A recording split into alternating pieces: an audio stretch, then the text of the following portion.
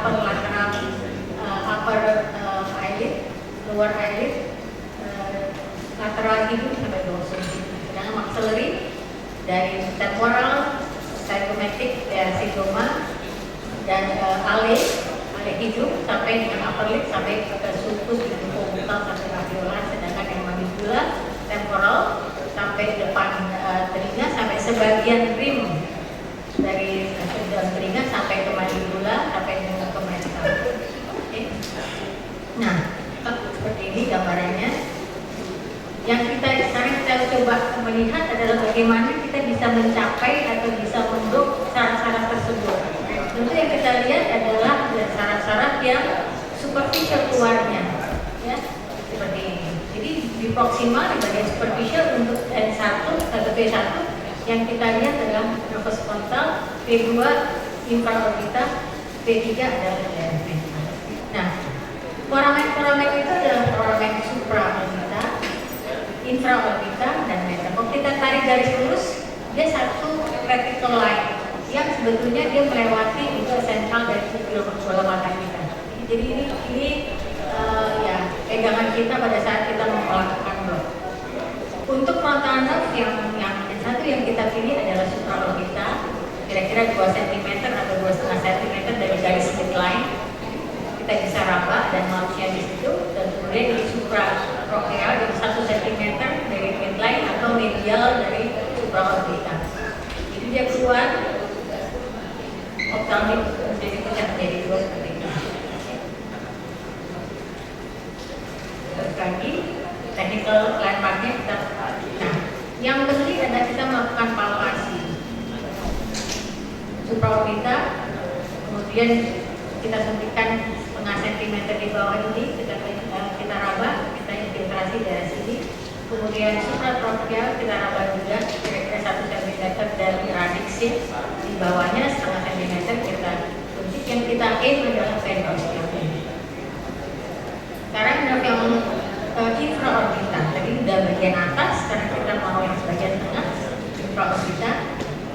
Dia mempelajari inferior palpebral, lateral hidung, kemudian radial, kemudian lower eyelid, conjunctiva, sama maxillary, sampai ke upper lip, sampai ke molar.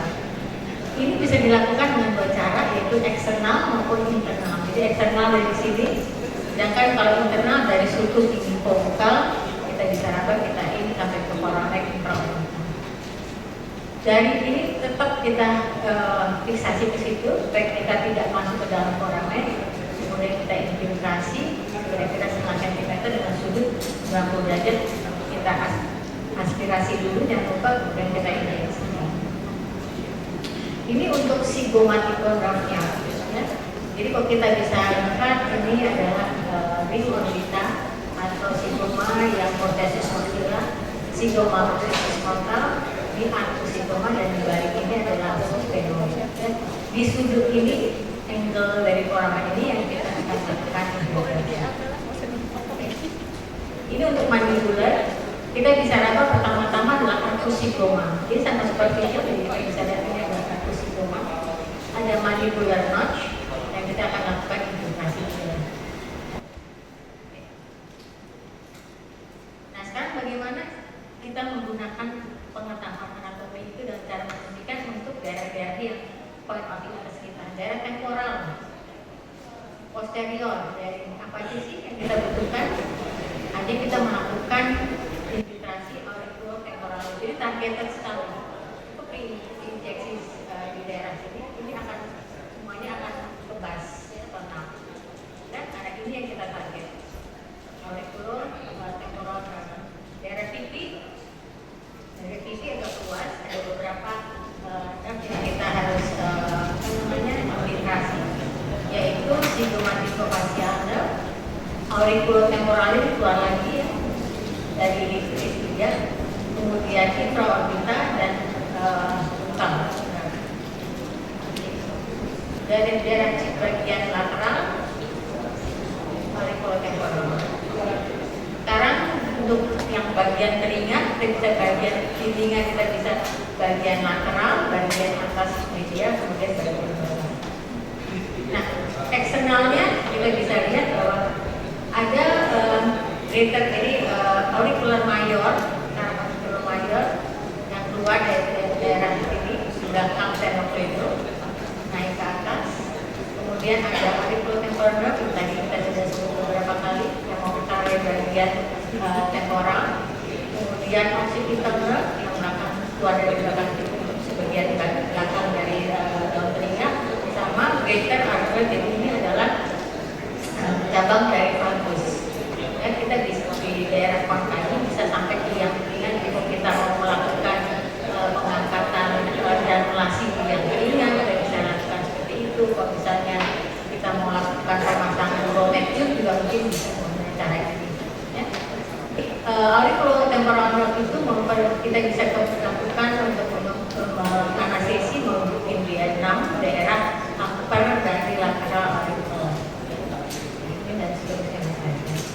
Ini caranya, jaraknya kira-kira 6,5 cm dari meatus subcutaneous externus untuk memblok daerah auricular mayor. Okay. Nah, ini adalah hidung. Hidung juga, kalau kita lihat sering kali kita lakukan di klinik juga bisa ya. Untuk kalau hidung itu ada dua, ada yang akumulasi, ada yang eksternal. Kemudian bagian luar ada 2-3 saraf, yaitu satu adalah infratrocheal yang ini, yang atas ini. Kemudian dorsum nasal, bilateral dari hidung kira-kira 1 cm dari dorsum hidung, dan interorbital lagi tadi kita sudah sebutkan. Nah, ini yang bisa membahas daerah pusat hidung, kulit area dan vestibular. Jadi kita raba ini garis midline, kira-kira 1 cm di daerah lakukan hidung. Kita akan aim ke saraf dorsum nasal. Kemudian inilah infratrocheal, tadi kita sudah bicarakan juga, dan satu lagi adalah intraorbital. Itu cukup untuk membuat tebas daerah hidung bagian luar, dan bagian dalam tadi kita sudah sebutkan adalah ini adalah speed onsetnya. Jadi yang paling lama adalah dahi. Ya. Jadi kalau kita suntik kita tunggu agak lama. Sudah terbukti dengan beberapa penelitian. Jadi take home message-nya adalah kita sebagai bedah kepala leher harus mengetahui mengenai relevansi anatomi yang ke-16. Kemudian kita harus menguasai regional anestesi karena cost efektif, tadi saya sebutkan ya. Kemudian sebagai alternatif nih, kalau pasien-pasien kita adalah pasien yang geriatrik, yang ada sakit macam-macam tidak memungkinkan untuk kita lakukan anestesi, kita lakukan regional anestesi. Baik, terima kasih. Assalamualaikum warahmatullahi wabarakatuh.